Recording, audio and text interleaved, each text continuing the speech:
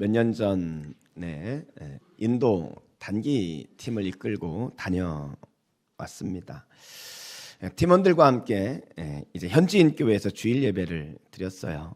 그리고 이제 팀원들이 숙소에 들어가서 잠시 쉬는 시간을 갖는데 선교사님께서 저를 데리고 좀 특별히 보여줄 것이 있다면서 한 장소로 데려가셨습니다.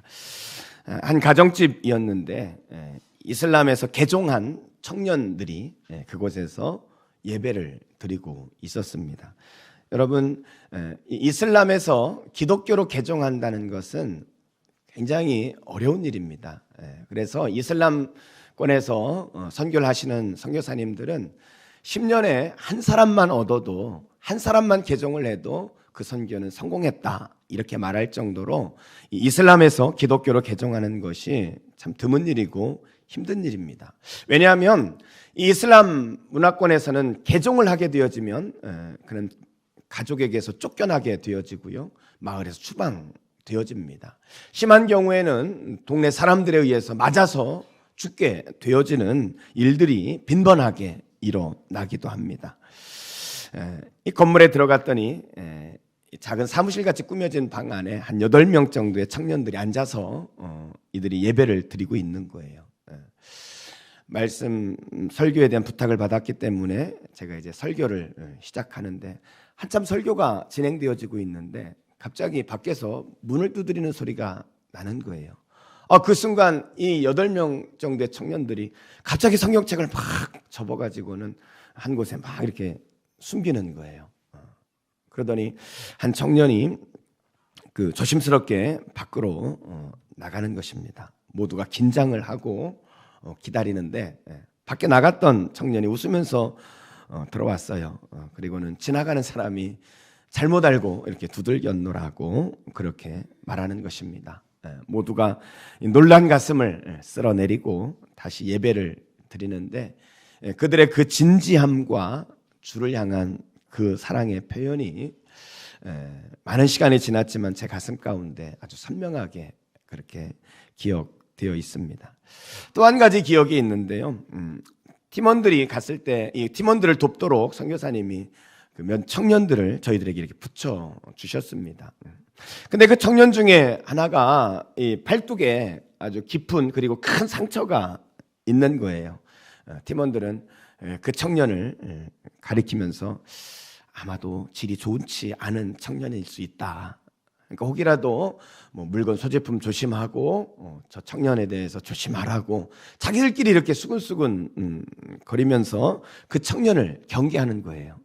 그래서 제가 혹시나 하는 마음에 선교사님께 그 청년에 대해서 물었습니다. 근데 이 선교사님 말씀이 그 청년이 이 선교사님이 그 외국인이라고는 선교사님 부부밖에 없는 인도 사란푸르라는 이 시골 동네에 와서 이제 복음을 전했는데 그 첫 번째 열매가 그 청년이라는 거예요. 이 청년을 처음 알게 되어지고 그 청년과 같이 교제를 나누고 그리고 어느 정도 관계가 깊어졌을 때 선교사님이 예수님을 소개하고 그리고 이 청년이 예수님을 영접하고 성경 공부를 하게 된 거예요. 이 성경 공부를 하기 위해서 자주 이제 선교사님을 만났던 것입니다. 오늘 성경 공부를 마치고 이제 집으로 돌아가는데 이 마을 어귀에서 그 마을에 동네 청년들이 집단으로 와가지고는 폭행을 한 거예요. 그러니까 이 청년이 이제 외국 선교사님과 어울린다는 것을 알고 집단으로 이렇게 폭행을 했습니다. 그때 그 때리는 한 청년이 이 허리띠로 가지고 탁 휘둘렀는데 이 뻐클에 아주 뾰족한 그 부분이 이 팔뚝을 찢고 잡아당기면서 그것이 상처를 내가지고 아주 깊이 아주 큰 상처를 그렇게 입었던 것입니다. 그런데 이 청년이 그럼에도 불구하고 신앙을 굽히지 않고 동네 사람들 몰래 침례도 받고 예수님의 제자가 되었고 그리고 그 청년을 통해서 마을 사람 중에 또 다른 청년들이 전도되어지고 그리고 그렇게 예수 믿게 된 청년들이 그날 거기서 예배를 드리고 있었던 것입니다. 여러분, 예수님을 따르는 삶이 참 어렵다, 그런 생각이 들었어요. 주를 위해 목숨을 걸고 예수를 믿는 그 청년들이 너무 귀하다라는 생각과 함께 예수님을 따라가는 삶이라는 것은 참 어렵다 하는 생각이 들었습니다. 오늘 본문은 이 예수님께 우리의 삶을 의탁하고 예수님을 따르는 제자로 살아가려면 우리가 어떻게 살아야 되는지 그것을 우리에게 가르치고 있습니다. 자, 24절 말씀입니다. 24절 우리 같이 한번 읽어볼까요? 24절 시작. 예.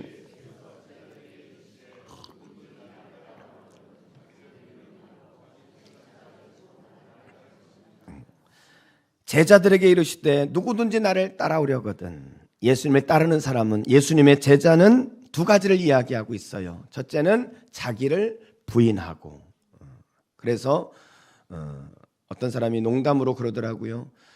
부인이 없는 사람은 예수님을 따라갈 수 없다고. 부인하고 가야 되기 때문에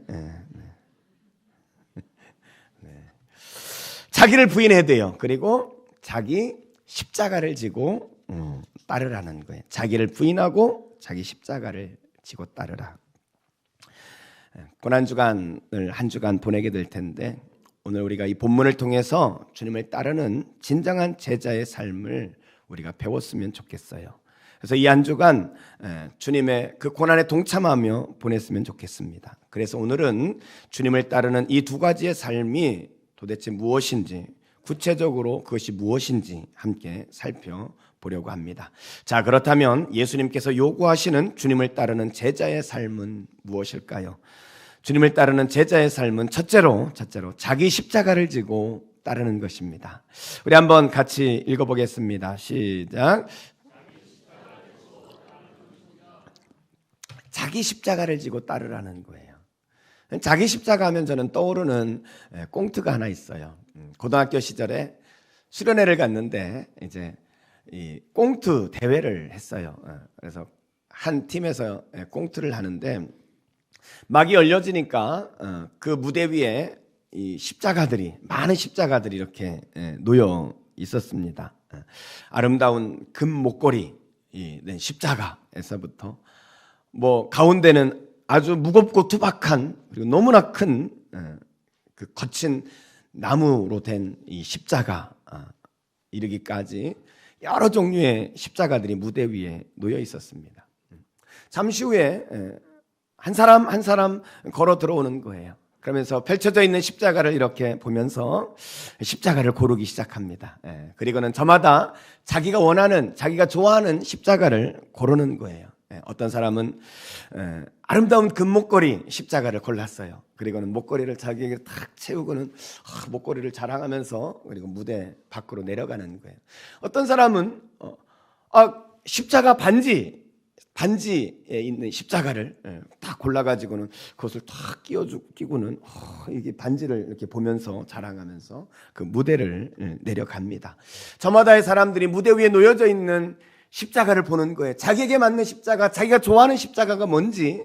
그래서 그 십자가를 가지고 다 무대에서 하나씩 내려갔습니다. 그런데 모든 십자가가 다 없어졌는데 이 무대 중앙에 서 있는 아주 무겁고 투박한, 그리고 거친 그 큰 십자가는 아무도 가져가지 않고 그대로 남아있는 거예요. 그리고는 잠시의 침묵이 흐르고 예수님 분장을 한 남학생이 들어옵니다. 그리고는 아무도 지지 않은 그 십자가를 어깨에 무겁게 지는 거예요. 그리고는 힘겹게 무대를 한 바퀴 돌고는 무대 밑으로 이렇게 퇴장을 하는 것입니다. 십자가를 지고 퇴장하고 나서, 그리고 그 연극을 기획한 듯한 사람이 들어와서는 이 청중들을 향해서 이렇게 외쳤어요. 여러분들은 어떤 십자가를 지고 가십니까? 여러분들은 어떤 십자가를 지고 가십니까? 하고는 꽁트가 끝났습니다. 여러분, 예수님을 따르는 제자의 삶을 살려면 자기 십자가를 지고 따라라. 예수님이 그렇게 말씀하셨는데, 그런데 여러분, 십자가가 도대체 무엇입니까? 예수를 믿지 않으면서 십자가 목걸이를 걸기도 하죠. 아마 십자가를 장식품으로 생각하는 것 같습니다. 어떤 경우에는 사람이 죽고 나면 그 무덤 앞에 비석 대신에 십자가를 이렇게 세워놓기도 하죠. 아마도 십자가를 기독교인 무덤이라는 상징으로 생각하는 것 같습니다. 그런가 하면 병원이나 제약회사들이 십자가를 상징으로 그렇게 사용하죠. 아마도 긍휼과 자비를 이 십자가를 통해서 생각하는 것 같습니다. 아니면 영화를 보면 귀신을 쫓아낼 때 십자가를 탁 갖다 대므로 귀신을 쫓아내는 그런 것을 보죠. 아마 십자가를 어떤 영적 능력의 상징으로 생각하는 것 같습니다. 그런데 무엇보다도 역시 십자가는 교회의 상징이죠. 밤에 이 네온사인이 있는 이 거리를 지나다 보면 군데군데 서 있는 빨간 십자가, 하얀 십자가를 보면 여러분 어떤 생각이 드십니까? 그 십자가를 보면 왠지 마음이 푸근하고 왠지 십자가를 보면 마음에 이렇게 기쁨이 생기지 않습니까? 안 생기는 분들은 그럼 그 자리에 술집이 생겼으면 좋겠습니까? 어떤 분은 그래요. 어느 건물에 갔더니 교회가 3층, 4층 이렇게 되어 있다는 거예요. 어떻게 교회가 상도리도 모르고 그렇게 3, 4층에 교회를 세울 수 있냐고 그렇게 말씀하시는 분도 있더라고요. 여러분 비판하지 마세요. 3, 4층에 술집 있는 것보다는 훨씬 낫습니다. 이 십자가는 아무래도 교회를 상징하는 것이죠. 이렇게 다양하게 십자가를 사용하는데 우리가 지고 가야 할 진짜 십자가의 의미는 무엇일까요? 우리가 그 십자가의 의미를 알기 위해서는 예수님이 지신 십자가의 그 의미를 바로 알아야 합니다. 여러분 예수님이 지신 십자가의 의미가 무엇입니까? 21절을 보겠습니다. 21절.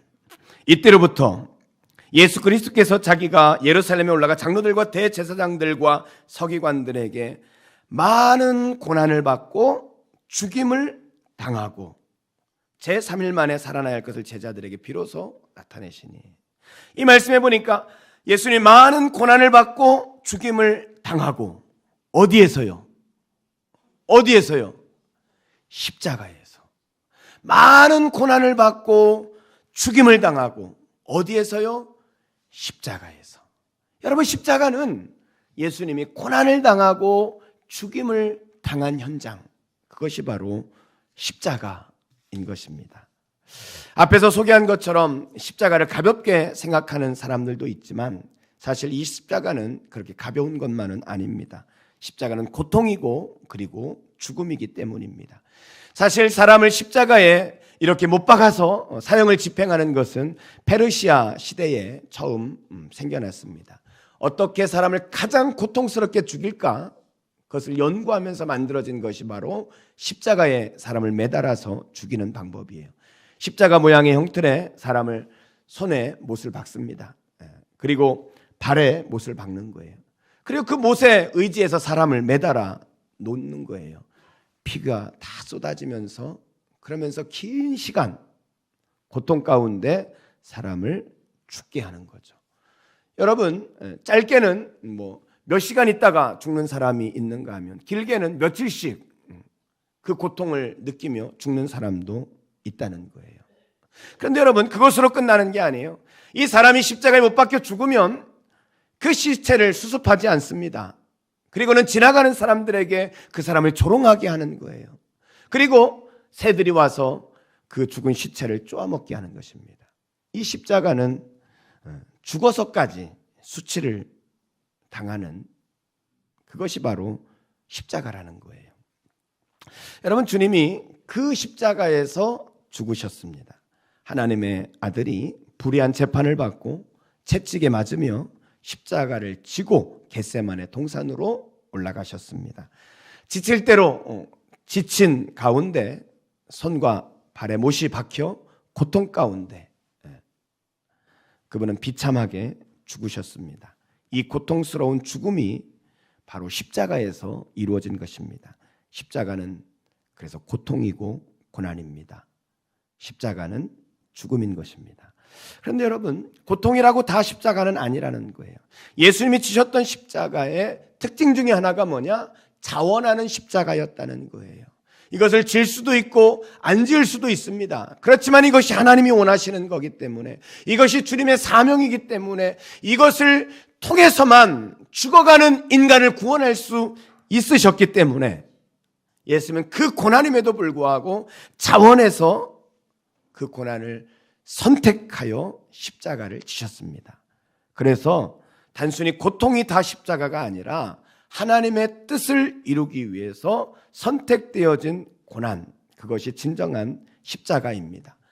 한 영혼을 사랑하기 때문에 그 영혼을 위하여 고난을 당할 때 그것이 십자가입니다. 내가 고난을 당함으로 그 영혼을 살릴 수 있고, 내가 손해를 봄으로 그 사람에게 그리스도를 전할 수 있고, 억울하게 죄인 됨으로 다른 사람을 구원한다면 이것이 바로 진정한 의미의 십자가를 지는 것입니다. 여러분, 이제 오늘 종료주일, 내일부터 고난주간을 지나게 될 텐데, 저는 여러분들이 이 십자가의 의미를 기억하고 주님의 그 고난에 함께 동참할 수 있기를 주의 이름으로 축복합니다. 이집트에 가면 이 곱트 정교회에 속해 있는 마카리우스라는 수도원이 있어요. 이 수도원은 사막의 등불이라고 불리는 마카리우스라는 사람의 이름을 따서 이름이 붙여졌는데요. 이 마카리우스라는 사람이 젊었을 때에 그 마을의 한 처녀가 임신을 한 일이 드러나게 되어집니다. 처녀가 임신을 했어요. 마을 사람들이 그 여인을 가운데 두고 누구의 짓이냐고 무섭게 다그칩니다. 두려웠던 이 처녀는 마카리우스라고 그렇게 거짓말을 하게 되어집니다. 분노한 마을 사람들은 마카리우스를 찾아갔어요. 그리고는 그 마카리우스를 붙잡아가지고 질질 끄면서 마을을 돌아다니면서 모욕을 주고 그를 죽도록 때렸습니다. 근데 어찌된 일인지 이 마카리우스가 아무런 변명을 하지 않는 거예요. 여인에게 말 못한 무언가 사정이 있겠지 하는 생각에 그는 아무런 변명도 하지 않고 그저 묵묵히 침묵하면서 그 고난을 맞닥뜨리게 되어집니다. 설상가상으로 그 부모가 찾아와서는 자기 딸을 먹여 살리겠다는 약속을 하라면서 협박을 하는 거예요. 그런데 이 마카리오스는 아무 말 하지 않고 그 약속을 하고, 그리고 자신이 일을 해서 번 돈을 가지고 그녀를 도와주며 자신을 그렇게 고통 가운데 몰아놓은 그 여인에게 오히려 온유와 그리고 자비와 사랑을 베풀게 되어집니다. 시간이 지났어요. 이제 그 처녀가 해산을 위한 진통을 시작합니다. 그런데 며칠을 진통을 하는데 아이가 나오질 않는 거예요. 죽음을 생각하게 된 이 여인은 갑자기 자기 자신을 돌아보니까 자신의 잘못이 생각이 났어요. 그렇지, 내 거짓으로 한 사람의 영혼을 그렇게 파괴시켜 놓고 내가 어찌 평안하길 바랄 수 있는가. 그래서 이 여인은 아버지에게 그 아이의 진짜 아빠를 소개합니다. 그러므로 마카리오스는 누명을 벗게 돼요. 이것을 알게 된 아버지와 이 마을 사람들은 마카리오스를 찾아갔어요. 찾아가가지고 그에게 미안하다고, 잘못했다고 사과를 하기 위해서, 용서를 구하기 위해서 찾아갔는데, 자신이 이제 모든 오해를 다 풀고 영광을 받을 수 있는 그 시간, 마카리오스는 사람들의 눈을 피해서 이집트의 스케티스라는 사막에 들어가 그는 광야에서 생활을 하며 수도를 하게 되어진 것입니다. 그러면서 그에 의해서 세워진 수도원이 바로 마카리우스 수도원이었어요. 사랑하는 성도 여러분, 그분의 십자가의 고난에 동참한다는 것은 이런 것입니다. 그분의 십자가의 고난에 동참한다는 것은 바로 이런 거예요. 여러분은 주님의 그 십자가의 고난을 동참하고 따라가는 삶을 살고 있습니까? 여러분, 왜 주님이 그 십자가에 그렇게 죽으셨죠? 왜냐하면 죽어가는 영혼, 한 영혼을 구원하기 위해서 그렇게 하셨단 말이에요. 그렇다면 우리가 주님의 십자가를 따르는 삶을 살아간다면요, 여러분, 우리는 복음을 전하는 그 일에, 선교하는 현장에 동참하는 것, 그것이 주님을 따라가는 삶이 아닐까요? 주님을 믿는다고 하면서 선교 현장 한번 가보지 않고 우리가 주님을 어떻게 사랑한다고 말할 수 있겠습니까? 우리가 다음 주 부활주일 주님의 그 부활을 증거하기 위하여 우리가 미자립교회 전도 지원을 나갑니다. 6월 달에는 포항에 우리가 연약한 교회 돕기 위해서 또 선교 나가게 되어집니다. 여러분, 우리가 그 일에 함께 동참함으로 우리는 주의 복음을 전하는 십자가의 삶을 동참하는 것입니다. 제가 언젠가 선교사님들이 한 10분 정도 모여있는 곳에 이렇게 말씀을 전할 기회가 있어서 찾아갔습니다. 이제 문을 열고 들어가려고 하는데 안에서 선교사님들이 이야기하는 게 들리는 거예요. 제가 의도치 않게 이 선교사님들의 말을 듣게 되었어요. 이 한 10분 정도 선교사님 모여 있는데 한 분이 이렇게 이야기를 하는 거예요. 여러분, 우리가 이곳에 머무는 동안 제발 선교지에서 고생했다 하는 말은 하지 맙시다. 우리가 아무리 고생한들 예수님의 고난에 비교할 수 있겠습니까? 힘들다, 고생했다, 우리 그런 말 하지 맙시다. 선교사님이 다른 선교사님들에게 그렇게 말씀을 하는 거예요. 그 말씀을 밖에서 듣는데 제 마음이 너무 찔렸어요. 제 자신을 돌아보니까 목회 현장에서 조금만 힘들고 어려우면 불평하고 원망하고 그렇게 하나님 앞에 투정 부렸던 제 자신이 생각나면서 너무 부끄럽게 여겨지고 정말 쥐구멍이라도 들어가고 싶었던 그런 때가 있었습니다. 여러분, 우리가 아무리 힘들어도 아무리 억울해도 예수님의 고난에 비교할 수 없잖아요. 우리가 주님의 그 고난을 안다면 오늘 마카리우스처럼, 아니 그 선교사님들처럼 우리도 그 십자가를 따라가는 그런 삶을 살아야 하지 않겠습니까? 여러분, 교회력으로 오늘을 종려주일이라고 그래요. 예수님이 십자가에 돌아가시기 전 바로 일주일 전 주일날 예수님 예루살렘에 입성하셨죠. 많은 사람들이 자기의 옷을 깔아서 지나가는 예수님의 발밑에 깔고 종려나무 가지를 흔들면서 호산나 다윗의 자손이여 환호하면서 예수님을 환영했습니다. 그렇지만 예루살렘에 들어간 예수님은 일주일간이 참으로 어려운 시간을 보내셨어요. 그리고 그의 제자 유다에 의해서 팔리게 되어지고 마침내 금요일 주님은 십자가에서 죽으시고 그분은 운명하셨습니다. 그래서 이 종료의 주일이 지나가는 월요일부터 금요일까지를 우리는 고난주간이다, 이렇게, 토요일까지를 고난주간이다 이렇게 말합니다. 그래서 교회는 전통적으로 이 한 주간 주님의 고난과 은혜를 묵상하면서 보내도록 권장합니다.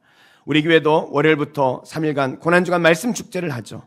예수님께서 돌아가신 성금요일 날, 그날은 주의 만찬과 세족식을 거행하게 되어집니다. 저는 이번 한 주간 동안 여러분들이 하나님의 말씀과 함께 경건하게 보낼 수 있기를 부탁드립니다. 또한 우리의 삶의 작은 고난을 실천할 수 있기를 원합니다. 주님의 고난에 동참하는 제일 보편적인 방법은 금식을 보통 권했습니다. 주님이 십자가에 돌아가신 그 금요일 하루를 금식하든지 아니면 매일 한 끼를 금식하든지 아니면 커피나 음료를 금식할 수 있습니다. 아니면 미디어 금식을 해도 좋습니다. 스마트폰이나 텔레비전, 인터넷, 게임 등을 절제하는 것입니다. 아니면 금연과 금주 아니면 분노를 참기 등으로 우리가 작게나마 고난에 동참할 수 있습니다. 아니면 내 삶을 누군가를 위해서 시간을 내고 물질을 희생하면서 섬기는 것, 그것도 우리가 주의 고난에 동참할 수 있는 좋은 방법이라고 생각되어집니다. 사랑하는 성도 여러분, 주님이 지신 십자가가 무엇입니까? 내가 고난을 당함으로 다른 사람이 살고, 내가 손해를 봄으로 다른 사람에게 유익하게 되어지고, 내가 억울한 죄인이 됨으로 다른 사람이 구원을 받을 수 있는 것, 그래서 그 고난을 선택하는 것, 선택적으로 그 고난을 받아들이는 것, 그것이 바로 주님의 십자가입니다. 이번 한 주간 이 십자가를 지시기를 주의 이름으로 축복합니다. 이 십자가 지고 주님의 마음을 배우고 주님의 십자가에 동참하는 여러분이 되시기를 주의 이름으로 축원합니다. 두 번째, 예수님을 따르는 삶이라는 것은 둘째로 자신을 부인하며 따르는 것입니다. 한번 따라하겠습니다. 자신을 부인하며 따르는 것입니다. 한 자매가 길을 가다가 이 꽃집에서 예쁜 꽃을 보고 들어갔습니다. 근데 아주 싼 가격에 너무 예쁜 꽃을 사게 된 거예요. 얼마나 기쁜지. 그래서 그 꽃을 들고 오다가 친구를 만나서 친구에게 자랑을 했어요. 야, 내가 오늘 이 예쁜 꽃을 이렇게 싸게 샀다. 그렇게 자랑을 했더니 그 말을 들은 친구가 하는 말이, 꽃도 사는 거구나. 나는 꽃은 남자한테 받는 것인 줄만 알았는데, 이렇게 이야기를 하더래요. 그래서 하도 기가 막혀가지고 그랬대요. 야, 너 공주병 걸렸구나. 그랬더니 이 친구가 하는 말이, 아니 공주도 공주병 걸리니, 이렇게 말하더랍니다. 여기도 공주병 걸린 사람 한둘 있어요. 예배 시간에 주무시는 분들, 자기를 숲속에 잠자는 공주로 착각하는 것입니다. 여러분, 공주병, 삶에서 부인해야 된다는 거예요. 주님의 십자가를 지는 삶은 자기를 부인하는 거예요. 그것을 본문에서는 십자가의 죽음을 자기를 부인하는 것이다, 그렇게 말씀했고요. 그리고 바울은 그것을 나는 날마다 죽는다, 이렇게 표현을 했죠. 여러분, 무엇이 죽는 것입니까? 죽는다는 게 뭐예요? 그것은 내 자아가 죽는 거예요. 옛사람이 죽는 것입니다. 내 자존심이 죽는 거예요. 내 매일의 삶에 주님처럼 십자가에 달려서 내 생명을 그렇게 드릴 수는 없잖아요. 내 주어진 삶의 자리에서 내 알량한 자존심, 내 옛사람, 내 자아를 날마다 죽여가는 순교적 삶을 살아가는 것, 이것이 자기를 부인하는 그런 삶이라는 것입니다. 여러분, 우리가 옛사람을 날마다 죽이며 살아가는 것, 내 자존심을 죽이며 살아가는 것, 이런 삶만 될 수 있다면요, 우리는 사람들에게 당신 참 예수 닮은 사람이야, 당신은 예수 따르는 제자가 맞아, 이런 소리를 듣지 않을까요? 여러분, 날마다 나 자신을 부인하고 날마다 자기를 죽이는 바울과 같이 예수님처럼 그렇게 우리가 그렇게 살아가길 주의 이름으로 축복합니다. 남편이 저녁에 피곤한 몸으로 퇴근을 했어요. 욕실에서 목욕을 하는데 비누가 없는 거예요. 남편이 소리를 쳤습니다. 아내가 이 비누 챙기는 것을 깜빡했단 말이에요. 그래서 아내를 향해서 큰 소리를 치는 거예요. 이봐, 비누 없이 목욕한 게 일주일은 됐어? 그 말을 들은 또 아내가 또 만만치 않습니다. 그래서 아니, 일주일이라니? 어제도 비누로 목욕해놓고는? 뭐 이쯤 되면 남편이 내가 좀 심했나? 이러면 되는데 어디 인간이 그렇습니까? 서로 옥신각신하는 것입니다. 이렇게 인간이 자기 고집을 꺾는다는 것이 쉽지 않나 봅니다. 부부가 각방을 쓰고 밥을 같이 먹지만 한마디도 하지 않는 거예요. 누구라도 먼저 여보, 내가 잘못했어, 미안해, 한마디면 되는데 서로 먼저 하길 기다리며 자기 자존심을 지키겠다고 시간만 가는 것입니다. 어느 날 생각해 보니 달랑 비누 한 장 때문에, 그 비누 한 장 때문에 벌어진 일이란 말이죠.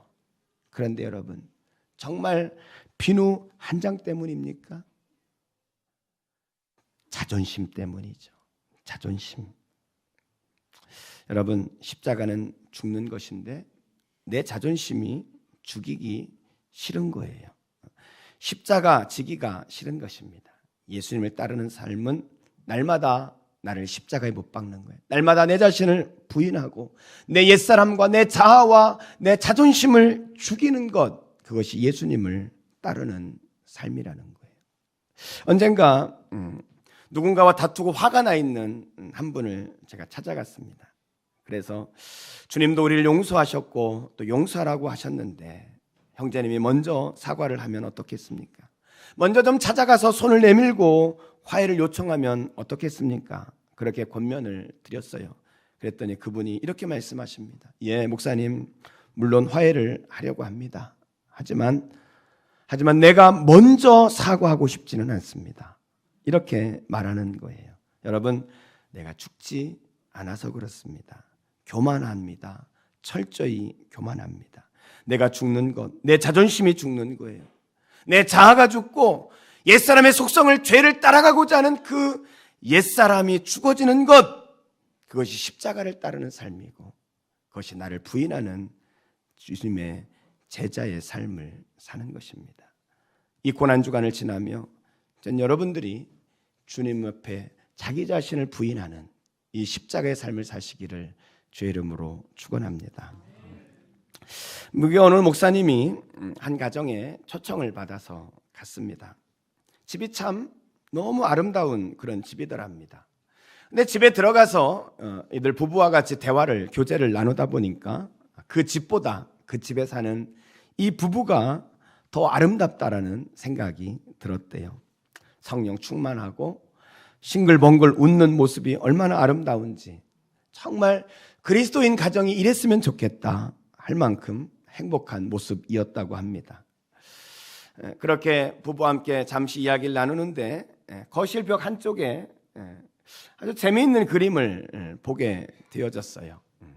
그 그림에 십자가가 이렇게 그려져 있고, 그리고 그 십자가의 양편에 웃는 남편 얼굴, 이쪽에는 웃는 아내 얼굴이 사진이 이렇게 붙어 있는 것입니다. 재밌잖아요. 아니, 십자가에 어떻게 웃는 남편 아내 얼굴을 그렇게 붙여놨을까?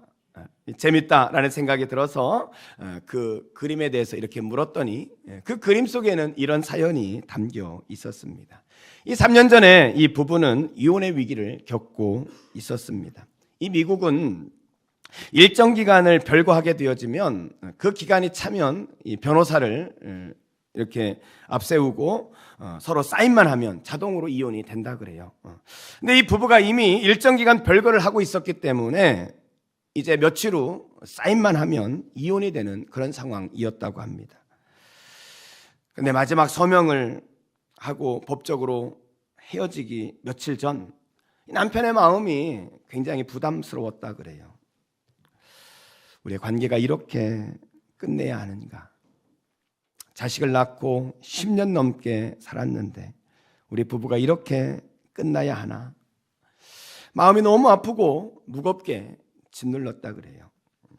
이미 교회를 멀리하고 지냈던 남편인데 갑자기 전에 다녔던 그 교회가 생각이 나면서 하나님 앞에 기도하고 싶다는 마음이 들어서 그래서 전에 다니던 교회에 새벽 기도를 가게 됐답니다.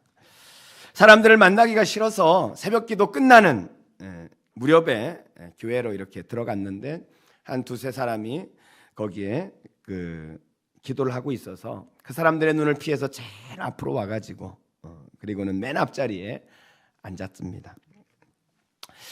앞을 쳐다보니까 은은한 십자가의 불빛이 흘러나오고 그 십자가를 보면서 그는 하나님 앞에 자신의 삶을 푸념하듯 그 십자가 앞에서 내어놓기 시작했대요. 그렇게 기도 아닌 기도를 하고 있는데 갑자기 눈물이 펑펑 쏟아져 나옵니다. 그리고는 자신을 돌아보게 되는 거예요. 자기를 생각하고 그렇게 눈물을 흘리고 있는데 문득 고개를 들어 앞에 있는 십자가를 보았는데 그 십자가에 예수님이 못 박혀서 매달려 있는 환상을 보게 된 것입니다. 십자가에 달려 피를 뚝뚝 떨구고 계시는 예수님을 보는 그 순간 이 남편은 자기도 모르게 소리를 쳤어요. 왜요? 왜요? 왜 그랬어요? 그러다가 그는 스스로 그 질문에 대답을 합니다. 내 죄 때문이지요. 내 죄 때문이지요. 나도 알아요. 내 욕심, 내 정욕, 내 고집, 내 이기심, 내 자존심, 그것 때문이지요. 그리고 남편은 그 자리에서 통곡하며 울기 시작했습니다. 지금까지는 부부관계가 어려워진 원인이 남편의 아내의 독특한 성격 때문이라고 늘 주장해 왔었습니다. 그러나 그는 십자가 앞에서 자신의 모습, 자신의 죄를 바라보면서 어느새 자기도 모르게 그는 이렇게 기도하고 있었습니다. 하나님, 제가 더 잘못했어요. 제가 더 잘못했어요. 그런데 공교롭게도 남편이 이런 기도를 하고 있을 때 조금 후에 아내가 예배당 안에 들어왔대요. 평소와 같이 새벽 예배를 왔지만 그날은 좀 늦게 예배당을 갔는데 조금 늦게 예배당에 도착해서 보니까 앞에 한 남자가 훌쩍거리며 통곡하는 목소리가 아주 익숙한 목소리더래요. 누군가 하고 살펴봤더니 그 앞에서 남편이 기도를 하고 있는 거예요. 그런데 그 남편이 계속해서 하는 말이 하나님, 제가 더 잘못했어요. 제가 더 잘못했어요 하면서 울고 있는 거예요. 남편의 그 기도 소리를 듣는 아내는 오열하기 시작했습니다. 따져보고 생각해보니 남편뿐만 아니라 자기 잘못도 많았다는 생각이 들면서 자신의 모습이 십자가 앞에서 보여지기 시작하고, 그러면서 하나님 앞에 너무나 부끄럽고 남편에게 너무 부끄러운 자신을 발견하고, 그는 하나님과 남편에게 죄송하고 미안한 마음이 들었답니다. 기도하던 아내는 더 이상 견디질 못하고 앞에 있는 남편을 찾아가서 그 남편을 부둥켜 안고 이렇게 말했대요. 여보, 미안해요. 내가 더 잘못했어요. 내가 더 잘못했어요. 남편에게 미안함을 표시했더니 남편은 아내를 부둥켜 안고 그 부부는 그 새벽 통곡하며 함께 기도하며, 그리고 그 새벽 손잡고 예배당을 나왔다는 거예요. 그리고 하나님은 놀랍게 이 부부를 회복시키기 시작했습니다. 전에는 상대방 때문이라고 생각했고, 그래서 상대방 때문이라고 비난했지만 그 다음부터는 그들의 언어가 새로워졌습니다. 여보, 내가 잘못했어요. 아니야, 내 책임이지. 나는 당신이 필요해요. 당신 때문에 행복해요. 이렇게 회복된 부부는 평소 잘 알고 지내던 화가에게 십자가를 하나 그려달라고 부탁을 해서 그 화가가 그려준 그 십자가 양쪽에, 한쪽엔 웃는 남편의 사진, 한쪽엔 웃는 아내의 사진을 붙였다고 합니다. 왜냐하면 십자가 때문에 회복되었고 십자가 때문에 행복할 수 있었기 때문입니다. 그렇습니다, 여러분. 우리가 십자가 앞에 나 자신을 바라볼 수만 있다면 우리는 자신을 부인할 수 있을 것입니다. 그리고 내가 부인되어질 때 우리는 이제 자기 십자가를 지고 주님을 따르는 진정한 제자로 거듭나게 될 것입니다. 사랑하는 성도 여러분, 오늘 여러분의 삶에 위기가 있습니까? 여러분의 가정에 위기가 있습니까? 여러분의 사업에 위기가 있습니까? 여러분, 무엇이 여러분의 가정을, 여러분의 사업을 흔들어 놓았을까요? 따지고 보면 그것은 누구의 탓이 아니라 나의 연약함, 더 따지고 보면 우리의 허물과 죄로 인한 것이 아닙니까? 그렇다면 사랑하는 성도 여러분, 나의 연약함, 우리의 죄를 들고 이제 십자가 앞으로 나아가십시오. 여러분을 그 십자가의 죽음으로 사랑하신 예수님의 그 사랑, 그 십자가 앞으로 나아가십시오. 여러분이 그분의 피 흘린 십자가 앞에 여러분의 인생을 내어놓을 수만 있다면, 여러분의 자존심, 여러분의 죄악, 여러분의 모든 연약함을 내어놓을 수만 있다면 그 십자가 앞에서 여러분의 인생, 여러분의 가정, 여러분의 사업은 다시 시작될 것입니다. 기도하겠습니다.